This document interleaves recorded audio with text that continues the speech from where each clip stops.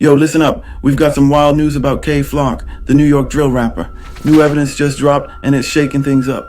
At first it looked like he might have a solid self-defense case, but now the feds are involved and that changes everything. They're digging deep and you won't believe what they're using against him. His own music lyrics. That's right, they're saying he was basically confessing to crimes in his songs. This case just got a whole lot more complicated. We're about to break down what's in these unsealed documents and what it could mean for K Flock's future. Get ready, because this story is about to blow your mind.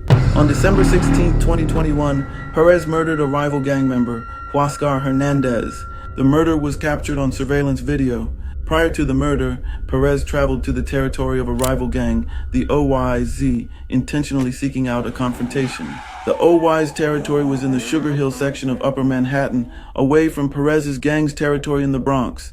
Perez brought a loaded gun, was wearing a mask covering his face, and walked around the rival gang territory asking people whether they were At some point, Perez passed a barbershop in the vicinity of West 151st Street and Amsterdam Avenue in Manhattan, still in OY territory. Hernandez was in the barbershop. All the time, Perez was walking with a woman in pink. It appears, based on surveillance video, which does not have sound, that Perez and Hernandez exchanged words while Perez was outside the barbershop and Hernandez was inside. Perez and the woman in pink then walked away down the street. Hernandez, wearing a black jacket, then followed them, walking behind them down the street.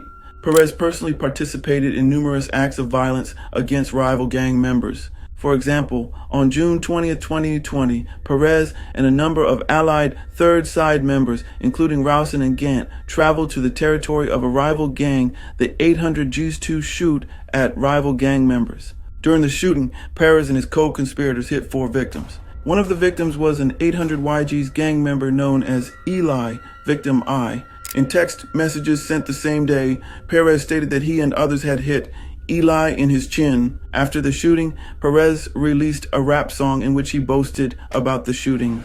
The song included lyrics that referenced a specific gun and made threatening statements. In these lyrics, certain terms were used as coded language. Perez's lyrics appeared to brag about injuring victim I.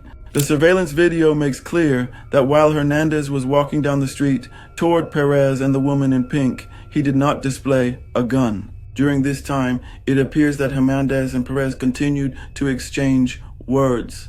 When Perez and the woman in pink reached the corner of West 151st Street and Amsterdam Avenue, Perez turned around, pointed his gun at Hernandez, who was approximately 30 feet away, and fired, striking and ultimately killing Hernandez. Surveillance footage from West 151st Street. Prior to the shooting, Hernandez was merely walking down the street toward Perez, with no gun displayed. 1 second later, at the moment he was shot, as evidenced by the stuffing from his jacket flying in the air, Hernandez simply had one hand in his pocket and one hand on his zipper. After shooting Hernandez, Perez ran around the corner and away from the scene down West 151 St. Street.